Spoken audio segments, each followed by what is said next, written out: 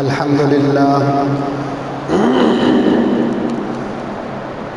لله نحمده ونستعينه ونستغفره ونؤمن به ونتوكل عليه ونعوذ بالله من شرور أنفسنا ومن سيئات أعمالنا من يهده الله فلا مضل له ومن يضلله فلا هادي له.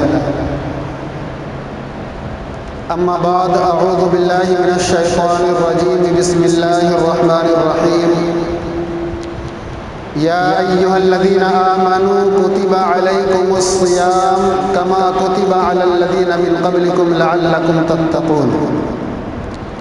وقال الله تبارك وتعالى في مقام آخر تتجافى جنوبهم عن المضاجع يدعون ربهم خوفا وطمعا ومما رزقناهم ينفقون. صدق الله مولانا العظيم وصدق رسوله النبي الكريم. دو چار لوگ اندر آ جائیں، اندر جگہ خالی ہے مسجد کی دائیں طرف.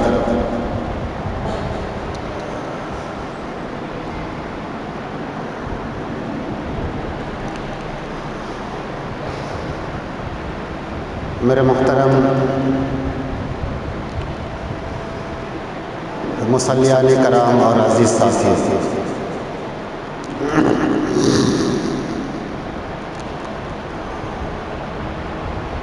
آج شعبان کا آخری جمعہ ہے. عنقریب رمضان کا مہینہ بھی شروع ہونے والا ہے. یہ رمضان کا مہینہ وہ مہینہ ہے جس کا انتظار ہر ایمان والے کو رہتا ہے.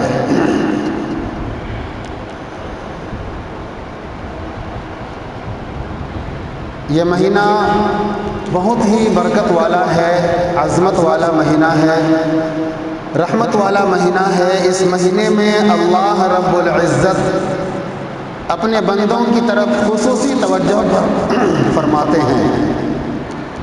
باہر آواز مل رہی ہے برابر؟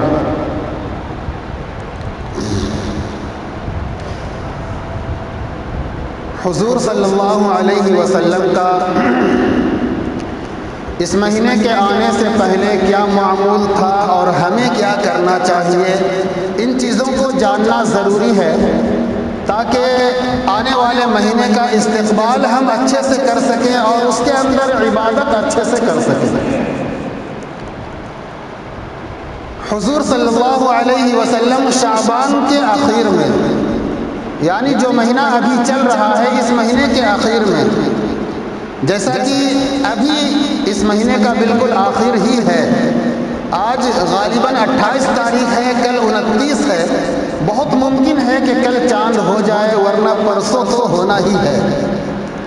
تو حضور صلی اللہ علیہ وسلم صحابہ کرام کو بلا کر سمجھایا کرتے تھے، بتایا کرتے تھے کہ اے لوگوں، یہ جو مہینہ تم پر آنے والا ہے بہت ہی عظمت والا مہینہ ہے، بہت ہی برکت والا مہینہ ہے، یہ صبر کا مہینہ ہے، یہ غمخواری کا مہینہ ہے. اس مہینے کے اندر اللہ رب العزت نیکیوں کے درجات کو، ثواب کو بڑھا دیتا ہے. عام دنوں میں ایک نیکی پر، ایک اچھائی پر ایک ثواب، ایک نیکی ملتی ہے، لیکن اس مہینے کی خصوصیت یہ ہے کہ ایک نیکی پر 70 نیکی، 70 ثواب عطا کیا جاتا ہے.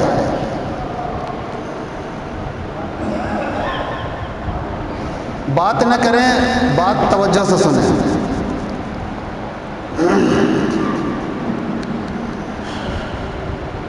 غیر رمضان میں کوئی شخص نفل پڑھتا ہے اسے صرف نفل کا ثواب ملتا ہے، لیکن اس مہینے کے اندر جو مہینہ کل سے یا پرسوں سے شروع ہونے والا ہے، ایک نفل کا ثواب فرض کے برابر کر دیا جاتا ہے، اور فرض کا ثواب 70 فرضوں کے برابر کر دیا جاتا ہے.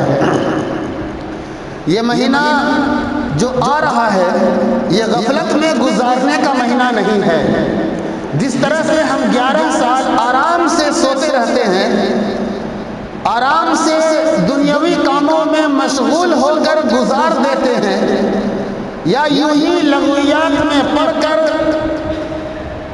یا دیگر برائیوں میں پڑھ کر نماز کو چھوڑ کر جھوٹ بول کر چغلی کر کے غیبت کر کے سود کھا کر رشوت لے کر حرام خوری کر کر بدتمیزی کر کے جس طرح ہم 11 مہینہ گزارتے ہیں، یہ آنے والا مہینہ رمضان المبارک کا مہینہ اس طرح سے ہمیں نہیں گزارنا ہے۔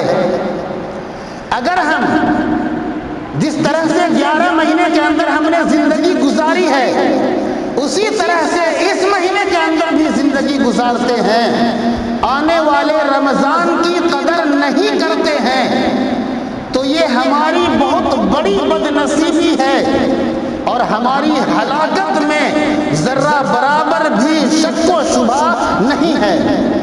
جس طرح 11 مہینے تک ہم نے جھوٹ بولا، اسی طرح سے اس مہینے کے اندر بھی اگر ہم جھوٹ بول کر زندگی گزاریں تو ہماری ہلاکت میں کوئی شک نہیں ہے۔ ابھی میں بتاؤں گا کہ میں کس طرح ہم سب ہلاک ہونے والے ہیں۔ پہلے بات کو توجہ سے سنیں۔ جس طرح ہم نے 11 مہینے حرام لقمہ اپنے پیٹ کے اندر ڈالا اور اپنے آپ کو پاک و صاف نہیں کیا، جس طرح 11 مہینے ہماری نگاہیں موبائل اور ٹیلی ویژن کی اسکرین پر جمی رہی، اسی طرح اگر اس مہینے بھی جمی رہی، جس طرح سے 11 مہینے ہم گانا سنتے رہے، اسی طرح آنے والے مہینے کے اندر بھی ہم گانے ہی میں لگے رہے، جس طرح دیگر برائیوں کے اندر 11 مہینے کو ہم نے گزارا، اگر آنے والے مہینے کو بھی اسی طرح سے غفلت میں گزارا، جھوٹ میں، شراب نوشی میں، جوا میں، دھوکے بازی میں، مکاری میں، چغل خوری میں، دوسروں کی عصمت دری میں، لوگوں کو نیچا دکھانے میں، دوسروں کے ساتھ حسد کرنے میں، بغض کرنے میں اگر ہم نے گزارا تو یاد رکھیے حضور کی بد دعا ہم سب پر ہے اور اللہ کی لعنت ہم سب پر ہے۔ آپ کو یاد ہوگا بہت مشہور حدیث ہے حضور صلی اللہ علیہ وسلم کی، ایک مرتبہ کہیے صلی اللہ علیہ وسلم۔ بہت مشہور حدیث ہے، حضور صلی اللہ علیہ وسلم مسجد نبوی میں تشریف فرما تھے، ممبر پر چڑھے، پہلی سیٹ پر قدم رکھا، حضور نے فرمایا آمین۔ کوئی بات نہیں ہوئی، کسی نے کوئی دعا نہیں دیا، بظاہر کسی نے کچھ نہیں کہا، حضور صلی اللہ علیہ وسلم قدم رکھ رہے ہیں، کہہ رہے ہیں آمین۔ دوسری سیڑھی پر قدم رکھا، حضور نے پھر فرمایا آمین۔ تیسری پر قدم رکھا، پھر فرمایا آمین۔ نماز مکمل ہوئی، خطبہ دیا حضور نے، نماز مکمل ہوئی۔ صحابہ کرام پر قربان جائیے، ان کی لالچ پر، ان کی حرص پر، دین کے معاملے میں جب بھی کوئی نئی چیز حضور صلی اللہ علیہ وسلم سے دیکھا کرتے تھے فوراً سوال کیا کرتے تھے۔ صحابہ کرام نماز کے بعد مسجد میں جم کر بیٹھ گئے، کہا اے اللہ کے رسول آپ مجھے بتائیں، آج جو چیز میں نے دیکھا ہے وہ اپنی زندگی میں کبھی نہیں دیکھا، آپ ہمیشہ ممبر پر چڑھتے ہیں، آج جو چیز میں نے نئی چیز دیکھی ہے اس کی کیا وجہ تھی؟ آپ جب ممبر پر چڑھ رہے تھے تو آمین آمین کہہ رہے تھے، کیا وجہ تھی؟ حضور صلی اللہ علیہ وسلم نے فرمایا کہ میرے پاس جبرائیل امین آئے تھے۔ جبرائیل علیہ السلام اللہ کے سب سے مقرب فرشتے، تمام فرشتوں کے سردار ہیں، انہوں نے آ کر 3 لوگوں پر بد دعائیں دی اور ان تینوں بد دعا پر میں نے آمین کہی۔ بہت توجہ سے سنیں، آئی پی ایل پر دھیان نہ لگائیں، مسجد میں بیٹھ کر کے بھی آئی پی ایل پر دھیان لگانا اور موبائل کی اسکرین پر ادھر ادھر کرتے رہنا یہ بہت بڑی بد نصیبی کی بات ہے۔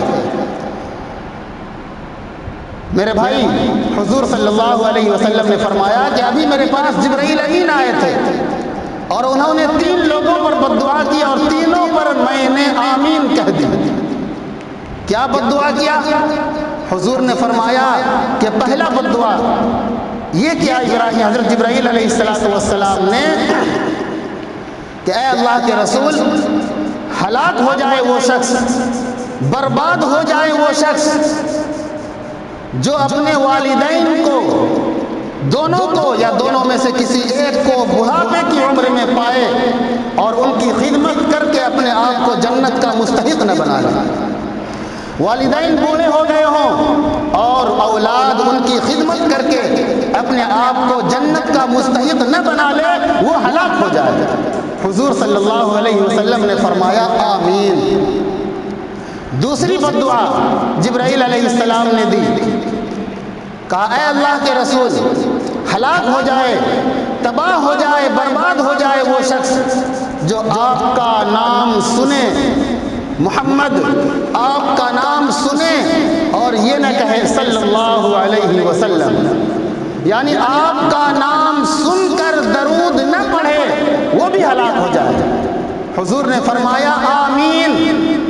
تیسری بد دعا بہت توجہ سے سنیے گا، جبرائیل علیہ السلام نے فرمایا کہ ہلاک ہو جائے وہ شخص، تباہ ہو جائے، برباد ہو جائے وہ شخص جو رمضان کا مہینہ پائے اور اپنی مغفرت اللہ سے نہ کروا لے۔ یہ بد دعا کوئی معمولی بد دعا نہیں ہے، یہ ہماری زبان سے یا آپ جیسے لوگوں کی زبان سے نکلی ہوئی بد دعا نہیں ہے، یہ جبرائیل امین کی زبان سے نکلی ہوئی بد دعا ہے، جو تمام فرشتوں کے سردار ہیں۔ ان کی بد دعا یہی کافی تھی لوگوں کو ہلاک کرنے کے لیے، لیکن اس پر آمین کہہ کر مہر لگا دیا۔ کس نے؟ وہ کون ذات ہے؟ تمام انبیاء کرام کے سردار محمد عربی صلی اللہ علیہ وسلم ہیں۔ انہوں نے جب آمین کہہ دیا، گویا کہ اب مہر لگ گیا اس بد دعا کے اوپر کہ یہ بد دعا قبول ہو کر رہے گی۔ جو بھی اپنے والدین کو بڑھاپے میں پائے اور اس کی خدمت کر کے اپنے آپ کو جنت کا مستحق نہ بنا لے، اللہ کو راضی نہ کر لے، وہ ہلاک ہو کر رہے گا۔ وہ چاہے اس دنیا میں ہلاک ہو یا قبر کے اندر ہلاک ہو جائے یا آخرت میں ہلاک ہو، لیکن وہ ہلاک ہو کر رہے گا۔ اسی طرح سے جو محمد کا نام سنے اور نہ کہے صلی اللہ علیہ وسلم، وہ بھی ہلاک ہوگا۔ اسی طرح سے جو رمضان کا مہینہ پائے اور اس مہینے کے اندر اللہ کے سامنے رو کر اپنے رب کو راضی نہ کر لے، وہ بھی ہلاک ہوگا۔ یہ بد دعا کوئی عام بد دعا نہیں ہے، جبرائیل امین کی بد دعا ہے اور آمین کہا ہم سب کے آقا صلی اللہ علیہ وسلم نے، جو رحمت للعالمین ہیں، جو پوری جہان والوں کے لیے رحمت ہی رحمت ہے، لیکن اس کے باوجود آمین کہا۔ اندازہ لگائیں کہ یہ کتنی سخت بد دعا ہے۔ اس کے باوجود ہماری بدقسمتی کہ ابھی IPL شروع ہے، ہمارے نوجوان ساتھی بڑی دلچسپی سے اس میں حصہ لے رہے ہیں، اور افسوس کا مقام ایسے لوگوں کے لیے کہ رمضان کا مہینہ بھی آ رہا ہے۔ اب رمضان کے مہینے میں ٹھیک تراویح کے وقت، ٹھیک عشاء کی نماز کے وقت میچ بھی شروع ہوگا۔ ہم میچ دیکھیں گے یا تراویح پڑھیں گے؟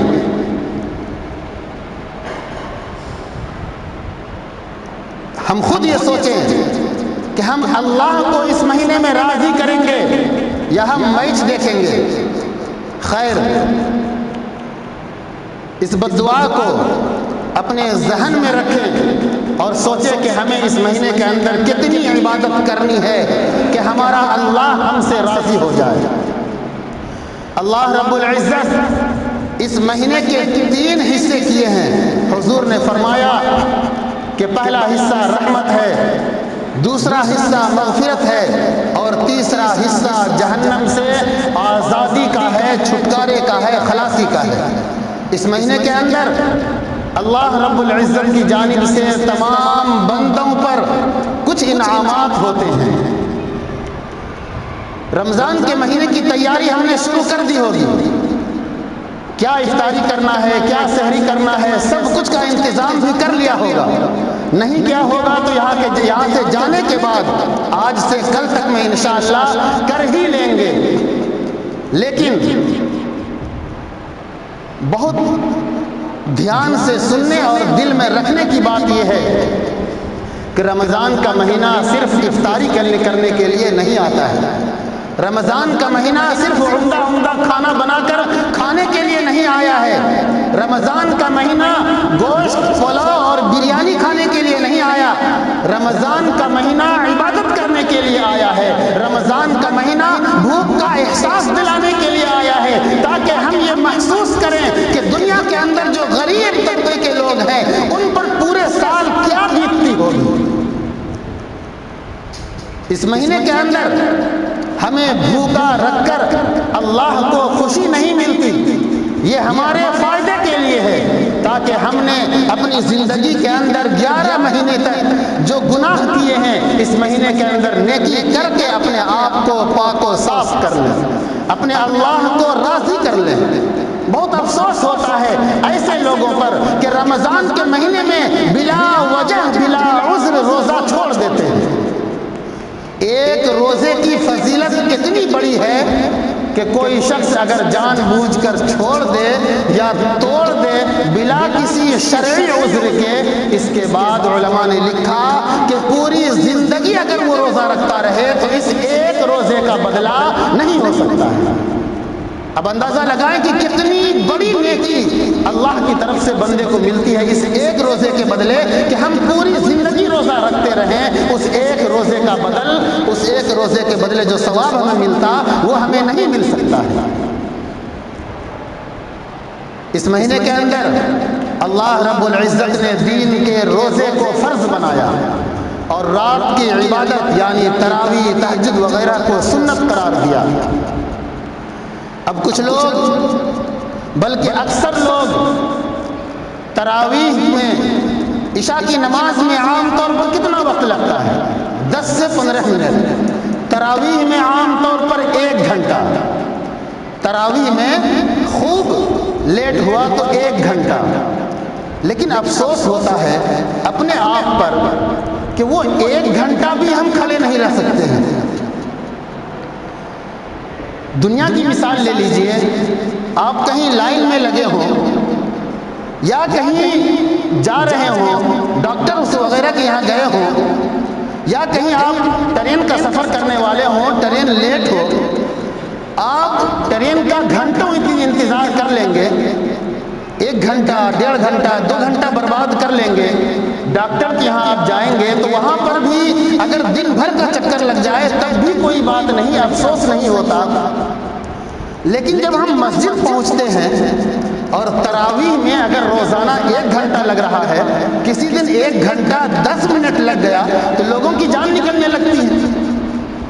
ابھی جیسا کہ میں نے کہا کہ IPL شروع ہے، ہم 2 گھنٹہ 3 گھنٹہ کھڑے ہو کر میچ دیکھ سکتے ہیں. ہمارے نوجوان ساتھی، بوڑھے، ہمارے بزرگ حضرات وہ کھڑے ہو کر میچ دیکھ سکتے ہیں. کہیں کوئی کھیل دکھلایا جا رہا ہو، کہیں کوئی ڈرامہ ہو رہا ہو، بیٹھنے کا انتظام نہ ہو، کھڑے ہو کر گھنٹوں گزار سکتے ہیں. لیکن تراویح کے لیے مسجد میں پہنچ کر وہ بھی پنکھے کے نیچے 1 گھنٹہ کھڑے ہو کر امام کے پیچھے صرف ہاتھ باندھ کر کھڑے نہیں رہ سکتے. یہ کیسا ایمان ہے ہمارا؟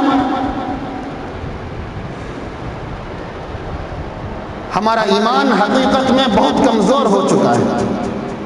ہم صرف بس نام کے مسلمان ہیں. ابھی کوئی ڈرامہ دکھلا رہا ہو، کہیں پر کوئی نچنیا، کوئی بے حیا عورت ناچ رہی ہو، ڈانس کر رہی ہو، اپنے جسموں کو تھکا رہی ہو، ہم اس کے ناچ کو دیکھنے کے لیے گھنٹوں کھڑے رہ جائیں گے. لیکن مسجد میں پہنچ کر عشاء کی نماز کے لیے 1 گھنٹہ کھڑا رہنا ہمارے اوپر قیامت آ جاتی ہے. میرے بھائی، اپنے آپ کو بدلنے کا موقع ہے. یہ 1 مہینہ جو آنے والا ہے یہ ہماری زندگی میں بہت قیمتی ہے. بہت سے لوگ ہمارے بیچ تھے جو اب نہیں رہے. کتنے لوگوں کی موتیں ہو گئیں. 2 سال، 2.5 سال، تقریباً 3 سال لاک ڈاؤن کا زمانہ رہا. ہمیں تسلی سے اس مہینے کے اندر عبادت کا موقع نہیں مل سکا. جس طرح سے کرنا چاہیے تھا نہیں کر سکے. الحمدللہ، اللہ کا شکر ہے کہ یہ مہینہ تمام پریشانیوں سے ابھی تک بچا ہوا ہے، چھوٹا ہوا. یہ اللہ کا بہت بڑا انعام ہے کہ ہمیں موقع دیا۔ لاک ڈاؤن میں کتنے لوگوں کی موتیں ہو گئیں، اللہ نے ہمیں زندگی دی اور ہمیں اس مہینے تک پہنچایا تاکہ ہم اللہ کے سامنے رو سکیں، آنسو بہا سکیں، گڑ گڑا سکیں، گناہوں سے معافی مانگ سکیں، اپنے رب کو راضی کر سکیں۔ دنیا کے کام کرنے میں نہ ہمارے کمر میں درد، نہ ہمارے سر میں درد، نہ سر میں چکر، نہ گھٹنے میں درد، نہ ٹھونے میں درد، اور مسجد میں اللہ کے گھر میں پہنچ کر، سکون کی جگہ میں پہنچ کر، جہاں اللہ کی رحمت بارش کی طرح نازل ہوتی ہے، پنکھے کے نیچے آدھا گھنٹہ 1 گھنٹہ کھڑا ہونا مشکل ہو جاتا ہے، گھٹنے میں درد ہونے لگتے ہیں۔ قبر کے اندھیری کو یاد کرو، قبر کے اندر کیا چیز کام آنے والا ہے، قبر کے لیے کچھ تو تیاری کر لو۔ گرمی کا موسم برداشت کر لو، اس سے کہیں زیادہ تپش والا دن وہ ہوگا جب میدان محشر میں تمام لوگوں کو جمع کیا جائے گا۔ یہاں تو اللہ نے چند چیزوں سے روکا ہے، کھانے پینے سے رکنا ہے اور جمع کرنے سے رکنا ہے، باقی سارے کام تو آپ کر ہی رہے ہیں۔ کچھ گرمی ہے، کچھ شدت ہے، حرارت ہے، لیکن اس سے کہیں زیادہ سخت دن ہوگا قیامت کا دن، جہاں پر زمین مٹی کی نہیں ہوگی۔ آج سڑک پر آنے میں ہم کہتے ہیں کہ پیر جلتا ہے، سورج کی روشنی آنکھ پر پڑتی ہے، چہرہ کالا ہو جاتا ہے۔ قیامت کے میدان کو یاد کیجئے، اسی وجہ سے میں نے سارے حالات آپ کے سامنے تقریباً 1.5 مہینے سے بیان کر دیا۔ زمین تانبے کی ہوگی اور سورج سوا نیزے پر ہوگا، اور سورج کی گرمی کو 20 گنا ابھی جس طرح گرمی ہے اس سے کئی گنا بڑھا دیا جائے گا۔ سوا نیزے پر سورج آ جائے گا، وہاں پر کوئی سایہ دار درخت بھی نہیں، کوئی سایہ نہیں ہے، زمین تانبے کی ہے۔ اندازہ لگائیں کہ تانبا کس قدر گرم ہوگا اس دن۔ پیر میں پہننے کے لیے جوتے چپل نہیں ہوں گے، جسم پر لباس بھی نہیں ہوگا، ہر انسان بالکل ننگا بدن، ننگا جسم ہوگا، سر پر کوئی کپڑا نہیں ہوگا، بدن میں پیر میں چپل بھی نہیں ہوں گے۔ اسی طرح سے زمین پر، تپتی ہوئی زمین پر سب کے سب کھڑے ہوں گے، سب پسینہ میں شرابور ہو رہے ہوں گے۔ وہاں پر اگر کوئی شخص محفوظ ہو سکتا ہے تو وہی شخص جو اللہ کی عبادت کرتا ہو۔ ایک حدیث ہے، ایک حدیث کا وہ ٹکڑا ہے کہ قیامت کے دن اللہ کے عرش کے سائے میں وہ شخص بھی ہوگا جس کا دل مسجد سے لگا ہوا ہوتا ہے، جس کا دل مسجد سے معلق ہوتا ہے۔ یہ حدیث کا ٹکڑا ہے۔ اس حدیث میں بیان کیا گیا کہ 7 لوگ قیامت کے دن عرش کے سائے میں ہوگا، جہاں کوئی بھی سایہ نہیں ہوگا۔ 7 لوگ عرش کے سائے میں ہوں گے، اسی میں سے ایک شخص وہ بھی ہے جس کا دل مسجد میں معلق ہوگا۔ نماز پڑھ کے نکلا، دل کے اندر بے چینی ہے کہ پھر سے نماز کا وقت ہو، اذان ہو اور میں مسجد پہنچ جاؤں۔ رمضان کے مہینے میں اپنے آپ کو بالکل فارغ کر لیجئے اور اپنا زیادہ سے زیادہ وقت مسجد میں گزاریے اور نماز کا اہتمام کیجئے، ورنہ حضور کی بددعا کو یاد رکھیے۔ اگر ہم عام دنوں کی طرح اس مہینے کے اندر بھی کھاتے رہے، جھوٹ بولتے رہے، حرام لباس، حرام لقمہ پہنتے رہے، بد نظری کرتے رہے، گانا سنتے رہے، اپنے ہاتھوں کو غلط جگہ استعمال کرتے رہے، اپنے قدموں کو غلط راستے پر چلاتے رہے، تو پھر ہمارے روزہ رکھنے کا کوئی فائدہ نہیں۔ حدیث میں آتا ہے کہ کئی لوگ ایسے ہیں جن کو بھوکا رہنے کے علاوہ کوئی فائدہ نہیں ہوتا رمضان کے مہینے میں، کیونکہ ان کا روزہ ہوتا ہی نہیں ہے، ان کا روزہ ہوتا ہی نہیں ہے۔ دن بھر جھوٹ بولنا، آنکھ کی حفاظت نہ کرنا، پیروں کے ذریعے سے چل کر غلط جگہ پر جانا، ہاتھوں کے ذریعے سے غیروں کو مس کرنا، چھونا، دل میں گندے خیال لانا، دوسری اجنبی لڑکیوں کو دیکھ کر، عورتوں کو دیکھ کر غلط باتیں سوچنا، ان سب سے ہمارا روزہ کیسے ہمارے کام آ سکتا ہے؟ میرے بھائی، اپنے آپ کو مکمل طور پر فارغ کریں اور اس مہینے کے اندر خوب دل جمعی کے ساتھ، دل جوئی کے ساتھ عبادت کریں۔ آپ کی عبادت کا کسی دوسرے کو فائدہ نہیں پہنچ سکتا، آپ کی عبادت کا فائدہ آپ ہی کو پہنچنے والا ہے، آپ کی نماز کا فائدہ آپ ہی کو پہنچنے والا ہے، آپ کی قرآن کی تلاوت کا فائدہ آپ ہی کو پہنچنے والا ہے۔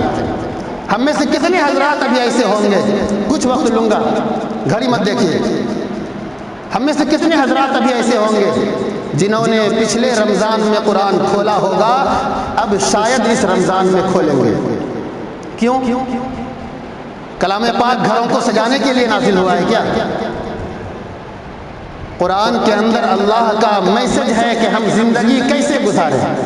واٹس ایپ پر کسی کا میسج آتا ہے، ہم بے چین ہو جاتے ہیں، انٹرنیٹ ختم ہو گیا ہو، ہم ریپلائی نہیں دے پا رہے ہوں، کسی سے وائی فائی کنیکٹ کرتے ہیں، اسے جلد سے جلد ریپلائی دینے کی کوشش کرتے ہیں، لوٹانے کی کوشش کرتے ہیں۔ اللہ کا جو میسج ہمارے پاس آیا ہے، ہم نے اپنی پوری زندگی میں کتنی مرتبہ کھول کے دیکھا؟ زندگی کیسے گزارنی ہے، کیا کھانا ہے، کیا پہننا ہے، کس سے شادی کرنی ہے، کس سے نہیں کرنی ہے، کس کا احترام کرنا ہے، کس سے خدمت لینا ہے، کس کی خدمت کرنی ہے، کیا کرنا ہے، نہیں کرنا ہے، پیدائش سے لے کر موت تک اور موت سے قیامت کے میدان تک تمام حالات کو بیان کر دیا گیا۔ ہم نے کبھی کھول کر دیکھا ہی نہیں۔ وہ گھر میں سجانے کے لیے نازل نہیں ہوا ہے، وہ جھاڑ پھونک کے لیے نازل نہیں ہوا ہے، وہ باپ ماں کے مرنے کے اوپر تلاوت کر کے بخشنے کے لیے نازل نہیں ہوا ہے، وہ اللہ کا کلام اپنی زندگی کو بہتر بنانے کے لیے نازل ہوا ہے۔ رمضان کا مہینہ عن قریب شروع ہونے والا ہے، اپنے کام کو کم کریں اور اس مہینے کے اندر خوب اللہ کی رحمت کو لوٹ لیں، جتنا چاہے اتنا لوٹ لیں۔ حدیث پاک میں آتا ہے کہ پہلی رات میں، جس دن چاند رات ہوتی ہے، اللہ رب العزت اپنے تمام بندوں کی طرف نظر رحمت کرتے ہیں۔ جو بندہ اللہ کی طرف متوجہ ہوتا ہے، اپنے دل کو پاک و صاف کرتا ہے اور اخلاص کے ساتھ مکمل روزہ رکھنے، نماز پڑھنے کا ارادہ کرتا ہے، اللہ کی رحمت اس پر نازل ہوتی ہے، اور جس پر اللہ کی رحمت نازل ہوتی ہے اس پر عذاب نہیں ہو سکتا۔ جب اللہ کی رحمت نازل ہوئی تو عذاب کیسے ہوگا؟ اور ایک بات کا خاص خیال رکھیں کہ ہر روز افطاری کے وقت قبولیت کی گھڑی ہوتی ہے، دعا قبول ہوتی ہے اس دن، اس وقت میں۔ اور حدیث پاک میں آتا ہے کہ ہر روز افطاری کے وقت 10 لاکھ مجرموں کو معاف کیا جاتا ہے۔ تو رمضان میں ہم اپنا معمول یہ بنائیں کہ گھر میں یہ پوچھنے کے بجائے کہ آج سموسہ آیا کہ نہیں، پکوڑی آئی کہ نہیں، گھر میں کیا کیا چیزیں افطاری کا انتظام کیا ہے، ان چیزوں کے پوچھنے کے بجائے اپنے بچوں کو لے کر، بیوی کو لے کر، ماں باپ کے ساتھ بیٹھ کر ٹھیک مغرب کے ٹائم میں اللہ سے دعا کریں کہ یا اللہ، تو جو ابھی 10 لاکھ لوگوں کو معاف کرنے والا ہے، اس میں میرا بھی نام شامل کر دے۔ یہ اللہ سے دعا کریں ہر روز مغرب کے وقت۔ 30 دن میں ایک دن کی بھی دعا قبول ہو گئی تو زندگی سنور جائے گی۔ لیکن افسوس ہوتا ہے کہ ہم اس وقت یا تو مارکیٹ میں گزار دیتے ہیں یا پھر یہ دیکھنے میں کہ ہمارے دسترخوان پر کس چیز کی کمی ہے۔ اور حضور نے یہ بھی فرمایا کہ یہ غمخواری کا مہینہ ہے، تو دیکھیں اپنے آس پاس، دشمنی کو بھول جائیں۔ اگر کینہ ہے دل کے اندر، حسد ہے، بغض ہے، نفرت ہے، تو اس مبارک مہینے کے اندر بھی مغفرت نہیں ہوگی۔ بات لمبی ہوتی چلی جا رہی ہے، انشاءاللہ آئندہ ہفتہ پھر بات آئے گی، لیکن خاص خیال رکھیں ان چیزوں کا کہ افطاری کے وقت روزانہ اللہ سے دعا کرنی ہے، اور یہ دعا ضرور کرنی ہے کہ اے اللہ، آج 10 لاکھ لوگوں کو تو معاف کرے گا، اس میں میرا بھی نام فرما دے۔ اپنے لیے دعا کریں، اپنے بچوں کے لیے، اپنے مرحوم والدین کے لیے، دادا دادی کے لیے، نانا نانی کے لیے، پڑنانا، جتنے لوگ جا چکے ہیں تمام لوگوں کے لیے دعا کریں۔ اللہ رب العزت بڑا کریم ہے، اس کے خزانے میں کسی چیز کی کمی نہیں ہے۔ کریں گے نا بھائی تمام؟ رمضان کے مہینے کو یہ ارادہ کریں کہ انشاءاللہ غفلت میں نہیں گزاریں گے۔ 11 مہینے تک ہم نے بہت کھایا، بہت کمایا، اس ایک مہینے کو خاص کر لیں روزے کے لیے اور عبادت کے لیے، اور اس مہینے میں سونا بھی کم کریں۔ عام طور پر ہم دن میں سوتے ہیں کہ روزے سے ہیں، کہیں جائیں گے یا پڑھیں گے تو تھک جائیں گے، اسی لیے دن بھر سوتے ہیں، پھر رات میں سوتے ہیں کہ صبح جلدی اٹھ کے سحری کھانا ہے، تو دن اور رات تو سونے میں گزار دیتے ہیں۔ ہم تسبیح کب پڑھتے ہیں؟ ہماری زندگی کا معمول بہت عجیب ہے۔ ہم نے اپنی زندگی کے اندر نماز کا ٹائم نکالا ہی نہیں۔ ہر چیز کا صبح سے لے کر شام تک ہم نے ایک روٹین بنا رکھا ہے۔ صبح اٹھنا ہے، ادھر گھومنے کے لیے جانا ہے دیرہ میں، ادھر راستہ ایک مسجد کی طرف بھی آتا ہے، تھوڑا سا آگے بڑھیے گا تو مسجد دکھائی دے گا۔ تو رمضان بھر بلکہ پوری زندگی ارادہ کریں کہ مسجد کا رخ کریں، انشاءاللہ آپ کو کوئی بیماری نہیں ہوگی۔ جس طرح گھومنے کے لیے ادھر جاتے ہیں اسی طرح سے تھوڑا سا آگے بڑھیں گے تو سامنے مسجد ہے، وہاں پر نماز ہوتی ہے، نماز کے لیے پہنچ جائیں۔ اللہ سے دعا کریں، انشاءاللہ اللہ آپ کو خود شفا دے گا۔ وہی بیمار کرتا ہے اور وہی شفا بھی دیتا ہے۔ مسجد کا رخ کریں، مسجد کا رخ کریں۔ ہم نے روٹین بنا رکھا ہے، گھوم کر آنا ہے، اس کے بعد ناشتے کا اہتمام ہے، پھر آفس کے لیے نکل جانا ہے، پھر دوپہر کا کھانا کھانا ہے، پھر کام کرنا ہے، پھر رات میں آنا ہے، نیوز دیکھنا ہے۔ ہماری پوری زندگی بیزی ہے۔ ہم نے تسبیح کے لیے کوئی وقت نکالا ہی نہیں کہ کچھ دیر بیٹھ کے اللہ کو بھی یاد کر لینا ہے، کتنے گناہ کیے، کتنی نیکیاں کیے، اس کے حساب بھی کر لینا ہے، تھوڑی دیر قرآن بھی پڑھ لینا ہے۔ ارے نہیں پڑھنا آتا دیکھ کر کے کچھ، سورہ فاتحہ تو یاد ہے، قل هو اللہ احد تو یاد ہے، اخلاص، سورہ اخلاص یہ تو پڑھ لیجیے، ہر روز 3 مرتبہ کم سے کم پڑھ لیجیے۔ 3 مرتبہ پڑھنے پر ایک قرآن پڑھنے کا ثواب ملتا ہے۔ 3 مرتبہ سورہ اخلاص یعنی قل هو اللہ احد مکمل سورہ پڑھنے پر ایک قرآن پڑھنے کا ثواب ملتا ہے۔ جس کو نہیں آتا ہے، جس کو آتا ہے وہ تو مکمل قرآن پڑھیں، کوشش کریں کہ کم سے کم 2 3 4 5 ختم ہو جائے، جتنا زیادہ ہو سکے مکمل قرآن ہو جائے۔ لیکن جس کو نہیں آتا ہے، کچھ بھی نہیں آتا ہے، نماز میں جو سورہ پڑھتے ہیں اسی کو پڑھ لیجیے، انشاءاللہ اللہ تعالیٰ آپ کی مجبوری کو دیکھ کر انشاءاللہ مکمل ثواب عطا فرمائیں گے۔ اور بھی بہت ساری باتیں ہیں انشاءاللہ آپ کے سامنے آتی رہیں گی۔ اللہ تعالیٰ کہنے سننے سے زیادہ عمل کی توفیق عطا فرمائے۔ سنت ادا کر لیجیے۔ واخر دعوانا